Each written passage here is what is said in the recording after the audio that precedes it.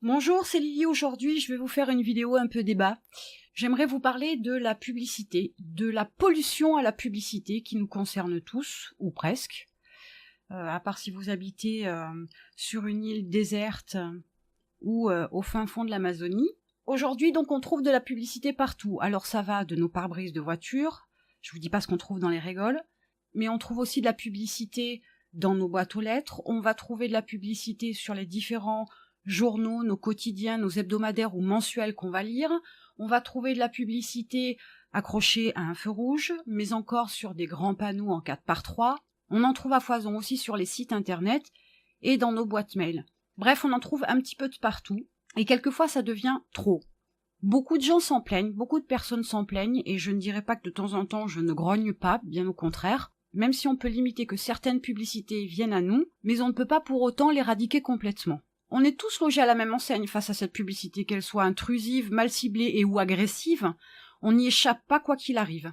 En France, comme je vous le disais, on râle, et je fais pas exception à la règle, de temps en temps je grogne, je râle, je ronchonne, je pestifère, je dis que j'en ai marre, comme tout le monde.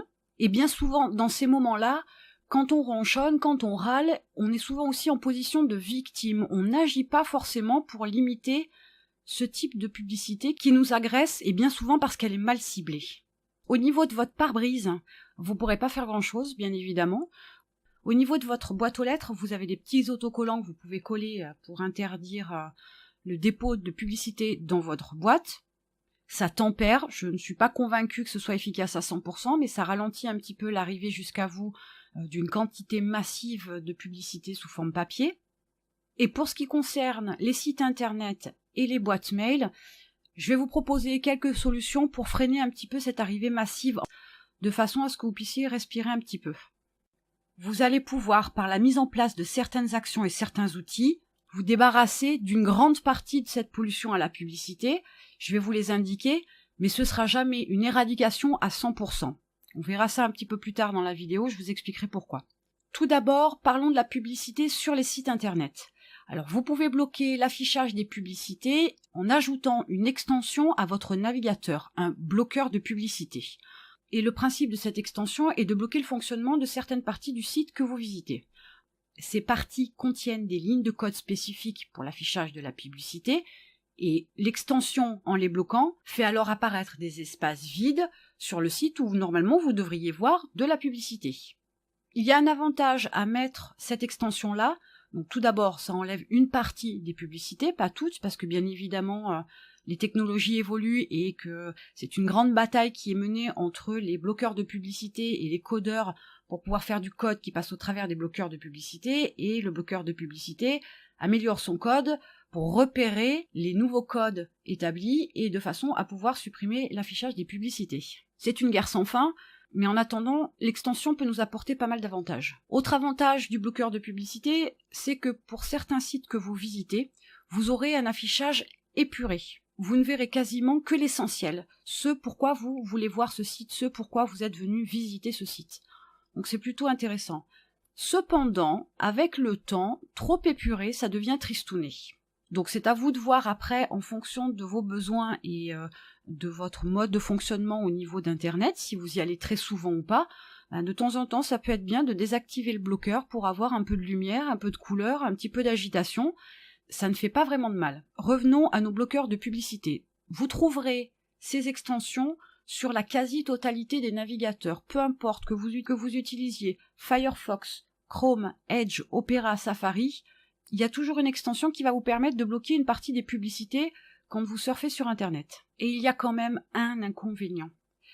Suivant comment sont montés certains sites, les bloqueurs de publicité vont, comme je vous l'ai dit tout à l'heure, créer des espaces vides, mais ça peut aussi complètement déstructurer l'affichage. Vous pourriez tomber sur un site avec beaucoup de publicité, vous déclenchez l'extension de blocage de publicité et vous vous retrouvez avec un site qui est sans dessus-dessous, qui ressemble à rien, et vous ne savez plus où est-ce que vous devez aller, où cliquer et quoi lire. Donc maintenant, à vous de voir si ça vous intéresse ou pas, ce type d'approche. Si ça vous intéresse de connaître les extensions et de savoir comment les installer, mettez-moi un petit mot dans le commentaire de façon à ce que je puisse me pencher sur la question. Ensuite, ce qu'il faut voir aussi, c'est les sites sur lesquels vous surfez. Il y a certains sites comme par exemple les sites de streaming ou les sites pornographiques, pour ne citer que, et je ne leur fais pas de pub bien évidemment. Quand vous naviguez sur ce type de site, bien souvent, vous arrivez, vous faites un clic, il y a 10 fenêtres qui s'ouvrent. Voilà, c'est une agression. Alors ça, c'est vraiment violent, c'est quelque chose qui m'agace. Je passe plus de temps à cliquer pour fermer les fenêtres que j'ai pris en pleine figure, qui m'ont sauté au visage, plutôt que de pouvoir me concentrer sur le site sur lequel je suis venue. Alors je citais sites de streaming et sites porno, mais il y en a plein, hein. Il y a pas que des sites un petit peu tendancieux comme ça, il y a beaucoup d'autres sites qui ont ce type d'approche-là, avec une fenêtre qui s'ouvre quand vous arrivez, 10 fenêtres quand vous partez, il n'y a rien d'exceptionnel, voilà. Donc, mais ceux-là sont des sites qui ont vraiment une grande quantité de fenêtres supplémentaires qui vous sont balancées en plein visage. Tout ça pour en venir au fait que lorsque vous naviguez sur Internet, quand vous tombez sur un site où il y a comme ça beaucoup de fenêtres qui s'ouvrent en même temps, évitez d'y aller. C'est pas forcément un bon site. Pour de multiples raisons, je rentrerai pas dans les détails, c'est pas le sujet dans cette vidéo, mais voilà, évitez. S'il y en a plus d'une, c'est qu'à un moment donné, il y a un souci. Voilà, donc évitez-les, ce sera déjà une bonne chose. Ensuite, je vais vous parler de votre boîte mail. Certains m'ont dit, oui, moi je déclare mes emails publicitaires en spam, ou je les déplace dans le dossier courrier indésirable. Ça suffit pas. Ça suffit pas. Je vais pas vous expliquer le fonctionnement, du pourquoi, du comment, l'effet que peut avoir la démarche de signaler un email en spam. Mais il est clair que de toute façon, l'email arrive dans votre boîte mail et que vous ne faites rien pour que ce soit bloqué. La première des choses à faire, qui est une action simple, qui prend un peu de temps, je le concède, j'en ai fait l'expérience, je vous en parlerai un peu plus tard. La première des choses à faire, c'est faire la désinscription. Normalement, un email propre, je vais mettre des guillemets, là aussi il faudra que je vous fasse une vidéo pour vous expliquer ce qu'est un email propre, il y a toujours en haut ou en bas de l'email un lien de désinscription. Cliquez sur ce lien, effectuez votre désinscription. Dans la majorité des cas, ça prend 48 heures maxi, mais au moins vous avez fait cette démarche de vous supprimer et de la liste et du groupe et éventuellement du site si besoin est, si vraiment c'est un site qui vous sert à rien. Faites-le à chaque fois que cela est nécessaire. Je vous assure que vous allez tout de suite voir la différence dans votre boîte mail. Aujourd'hui, c'est quand même la seule solution, ou du moins c'est la solution la plus efficace pour moins recevoir d'emails publicitaires dans sa boîte mail. Après oui, j'ai la solution. Vous voulez pas d'email dans votre boîte mail, il faut pas avoir de boîte mail. Ah, ça vous fait rire? Bah oui, mais c'est tellement évident. Une boîte mail, c'est une adresse de contact. C'est un moyen d'arriver jusqu'à vous. C'est mathématique à un moment donné que cette possibilité de vous contacter soit utilisée à titre commercial. On peut aussi avoir une autre approche, c'est celle de créer 2 boîtes mail. Une complètement perso, et c'est une adresse mail que vous n'utiliserez qu'avec vos proches, et vous créez une seconde boîte mail, une seconde adresse email, qui elle vous servira lorsque vous faites une inscription pour vos achats, pour la création de profils sur différents comptes, la création de vos profils sur vos réseaux sociaux par exemple. Ça vous permettra de séparer vos amis d'un côté, vos connaissances, et le tout venant de l'autre côté. Si vous ne souhaitez rester qu'avec une boîte mail, il va falloir vous pencher sur le sujet, sur l'utilisation de votre boîte mail, et voir si vous avez la possibilité d'effectuer des filtres, d'effectuer la mise en place d'étiquettes, de tags sur les emails suivant l'expéditeur, de créer des dossiers, des sous-dossiers pour pouvoir ranger tout ça, et créer des règles de rangement automatique, de façon à pouvoir vous alléger tout de suite la boîte de réception, et de mettre dans un coin ce qui ne vous intéresse pas, et de ranger les emails concernant vos proches dans une autre partie, dans un autre dossier, pour que tout cela soit beaucoup plus clair pour vous.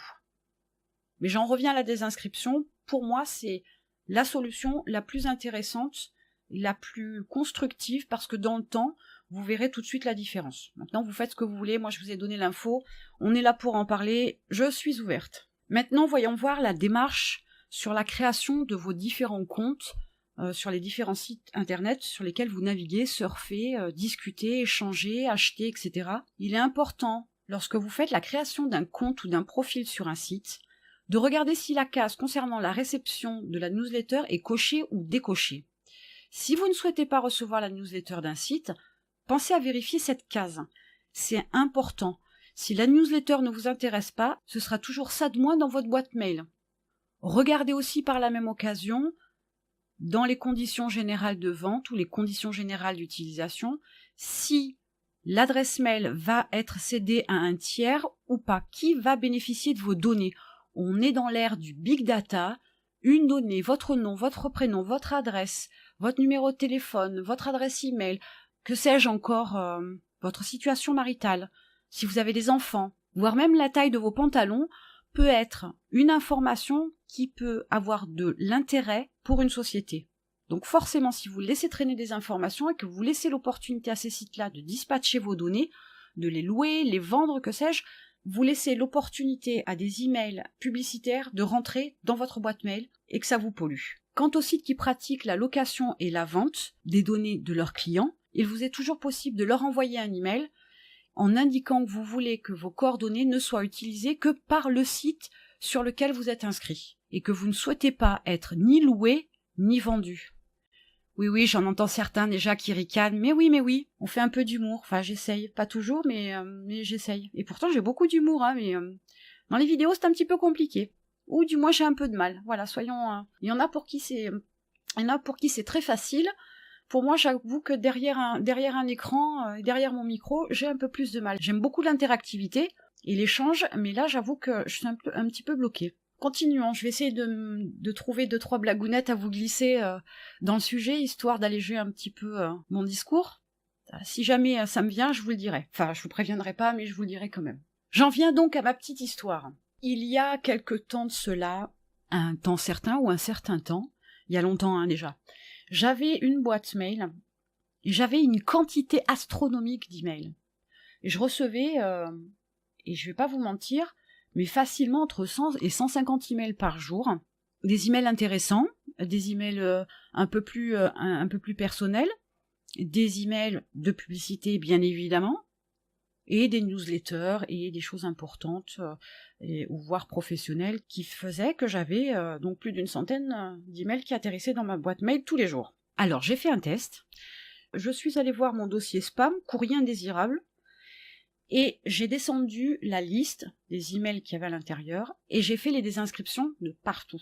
J'ai traité 150 emails, donc 150 entités différentes, parce que j'aurais pu recevoir 10 emails de la même entité, donc pas 150 emails, mais un peu plus même d'ailleurs de 150 sites qui m'envoyaient des emails, et j'ai fait les désinscriptions. Alors ça m'a pris du temps, j'y ai passé du temps, je vous le cache pas. 150 en plus, enfin un petit peu plus, ça a été long et fastidieux, j'avoue que j'en ai pas un bon souvenir, mais je voulais absolument me débarrasser de ces emails de publicité parce qu'à un moment donné, trop c'est trop. Alors très bien, ils atterrissaient dans les spams, mais ils m'arrivaient quand même, et ça veut dire aussi que comme j'avais encore laissé l'autorisation d'utiliser mes coordonnées au site qui m'envoyait des informations, je leur laissais aussi l'opportunité de louer ou vendre mes coordonnées. Donc c'était encore laisser une porte ouverte à des centaines d'autres sites qui auraient pu m'envoyer d'autres emails publicitaires non désirés. Donc je passe une bonne partie de la journée à faire ça. Alors j'essaie de faire ça en mode automatique, je me mets en mode robot, je clique là, je le clique là, j'ouvre un email, je descends en bas, je cherche le lien de désinscription, je clique dessus, il m'ouvre une fenêtre internet, je vais valider que je ne veux plus recevoir quoi que ce soit de leur part, ou je dis que je ne veux plus recevoir parce que je ne suis plus intéressée, etc. Résultat des courses, cela a allégé énormément ma boîte mail. Je me suis aperçue que je recevais une quantité aussi d'emails qui ne me servaient à rien. Par exemple, j'ai reçu un email sur l'assurance obsèques. Voilà, lui, il atterrissait dans ma boîte de réception, me servait absolument à rien. Je me sens absolument pas concernée aujourd'hui. Pas pour l'instant, du moins, même si ça devra arriver un jour, mais aucun intérêt pour moi. J'ai jamais demandé quoi que ce soit concernant une assurance obsèques, donc forcément, je me sens pas concernée. Donc là, c'est un email mal ciblé, vous l'avez bien compris. Mais où est-ce que j'étais inscrite pour pouvoir recevoir ce genre de mail? Là est la question. Au final, comme je vous le disais, je me suis retrouvée avec une boîte mail hyper allégée. Mon dossier spam était vide, ma boîte de réception, il y avait beaucoup de choses qui traînaient, beaucoup d'emails qui traînaient, j'en ai fait le nettoyage aussi. Et je me suis retrouvée avec beaucoup moins d'emails dans ma boîte de réception au quotidien, et surtout beaucoup, mais alors beaucoup moins d'emails dans mon dossier courrier indésirable. Ça a été un vrai changement. J'ai vraiment pu alléger ma boîte mail. J'en reçois beaucoup moins, parce que maintenant je le fais de façon très automatique. Je consulte ma boîte mail quasiment tous les jours, donc forcément, dès que je la reçois, première des choses que je fais, c'est la première des choses par laquelle je commence par faire du nettoyage, Boîte de réception, je vois ce que j'ai reçu depuis la dernière consultation de ma boîte mail. Ensuite, je vais dans mon dossier courrier indésirable et je traite ce qu'il y a à l'intérieur. Et aujourd'hui, je peux vous dire, je reçois moins de 5 emails publicitaires par jour. Donc c'est quand même plutôt pas mal. Prenez quand même en considération que je suis inscrite sur beaucoup de sites, forcément vu mon métier. J'ai beaucoup de comptes de droite et de gauche sur différents sites. Mais là, aujourd'hui, j'en arrive à un point où j'en reçois moins de 5 par jour. On va dire une moyenne de 5 par jour. Ce qui est plutôt pas mal si on prend en considération la quantité des emails publicitaires que je pouvais recevoir avant. Donc ça, c'était pour la petite histoire et surtout pour vous montrer que le principe de désinscription est un procédé qui est efficace et vérifiable quasi instantanément, quasi quotidiennement. Vous verrez tout de suite la différence. Maintenant, on va retourner la situation et regarder les choses sous un autre angle. Cette publicité, elle existe depuis la nuit des temps. Le principe d'une entreprise, d'une personne qui souhaite vendre un bien, un service, est de communiquer. Il est clair que ces sociétés, elles ne peuvent pas passer leur journée à mettre des commerciaux, ou elles-mêmes d'ailleurs, sur la route, et à les taper à toutes les portes pour vous proposer un produit. Alors c'est ce qui se faisait il y a des dizaines et des dizaines d'années auparavant. Je crois que la première publicité, de mémoire, il me semble que la première publicité trouvée date du temps des Romains, du temps des gladiateurs, et il était annoncé sur les murs les événements à venir concernant les différents événements organisés à l'intérieur des arènes. Donc vous voyez, ça date pas d'aujourd'hui. On comprend tous la nécessité de cette publicité. On comprend tous que quelqu'un qui a quelque chose à vendre a besoin de publicité pour se faire connaître, pour faire connaître son bien ou son service, et surtout pour trouver des clients, parce qu'il y a des personnes qui, de l'autre côté, vont forcément être intéressées par le bien ou le service. Et je vais même ramener ça à une toute petite échelle.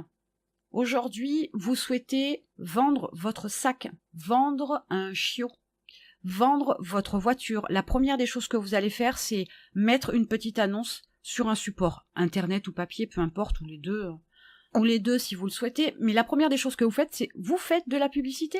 Vous vous manifestez, vous vous montrez et vous dites voilà, j'ai quelque chose à vendre ou à échanger par exemple, ou même à donner. Donc c'est un principe de communication. La publicité n'est pas forcément si négative qu'on peut le voir, même si la quantité nous horripile un petit peu, il faut savoir quand même que ça a un but au départ et que ça peut servir à tout le monde et que tout le monde, à un moment donné, y a eu recours.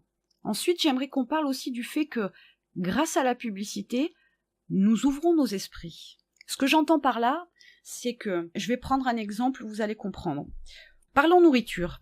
Vous allez faire vos courses régulièrement, peu importe la surface, peu importe le magasin dans lequel vous allez faire vos courses. Un jour, vous allez faire vos petites courses hebdomadaires ou mensuelles, peu importe, et vous voyez à l'entrée de votre magasin un tract, un flyer qui vous indique que de telle date à telle date, il y a une promotion. Vous apprenez aussi que dorénavant, vous aurez du pain frais. Vous apprenez aussi que dorénavant, vous pourrez accéder à des produits bio. Ce genre d'information-là, s'il n'y a pas le tract pour vous donner l'information, vous le verrez peut-être pas à l'intérieur du magasin. Vous n'y prêterez peut-être pas attention. Il n'y aura peut-être pas un indicateur qui vous fera tilter sur ce type d'information-là. Donc sur Internet, c'est la même chose.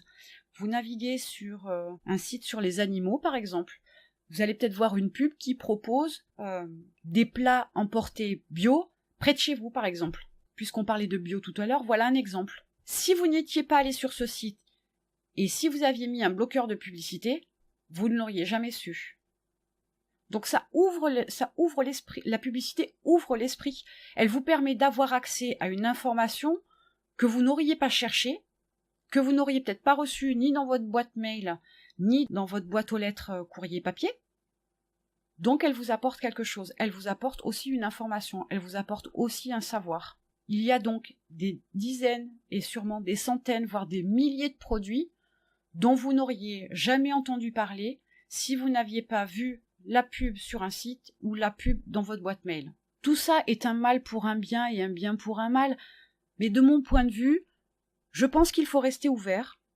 Je pense qu'il faut essayer d'avoir des actions qui vous permettent de limiter par exemple les emails publicitaires, de vous éviter de surfer sur des sites où il y a 10 fenêtres qui vous sautent à la figure en un claquement de doigts. En faisant ça, déjà, je pense que vous vous limitez, ce qui est une bonne chose, ça allège un petit peu le quotidien avec cette pollution-là. Mais je crois qu'il faut rester ouvert. Il faut laisser à la publicité l'opportunité de vous proposer un produit qui ne pourra peut-être pas vous séduire aujourd'hui parce que vous n'en avez pas besoin, mais qui demain sera peut-être d'un grand secours. Demain, ce sera peut-être la bonne idée. Je vous ai donc exposé mon point de vue. Profitez de l'espace des commentaires en dessous de la vidéo pour pouvoir me dire ce que vous en pensez, pour pouvoir me donner votre avis. Cliquez sur le pouce levé vers le haut, le like. Je suis sûre que vous avez adoré cette vidéo puisque vous m'écoutez encore, donc c'est que vous êtes allé jusqu'au bout, donc allez-y. Lâchez-moi un like. Partagez cette vidéo sur vos réseaux sociaux, ça vous fera un super sujet de conversation avec vos amis. Et des fois, on ne sait pas trop quoi se dire. Là, en l'occurrence, je vous en fournis un. Et comme vous voulez en apprendre davantage en informatique, abonnez-vous. Je n'ai qu'une chose à vous demander, abonnez-vous. Non, je suis une menteuse. Je vous demande 2 choses. La première, vous abonner. Et la deuxième, il y a un lien dans la description. Le premier lien que vous trouvez, c'est un lien qui vous mènera à moi parce que moi, je vous attends de l'autre côté. Je vous offre votre première formation en informatique. Et ça vous permettra d'être plus autonome avec votre ordinateur. Je vous attends à tout de suite. Bye bye.